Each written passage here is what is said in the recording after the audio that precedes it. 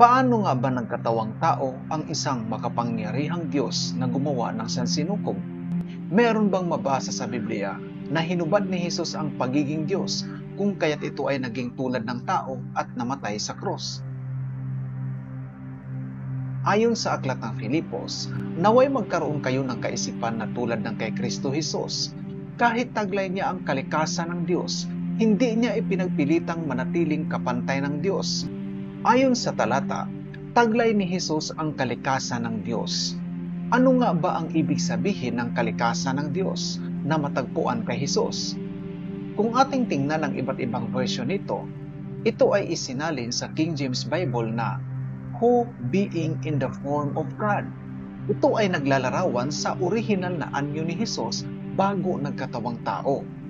Sa Contemporary English Version naman ay Christ was truly God. Siya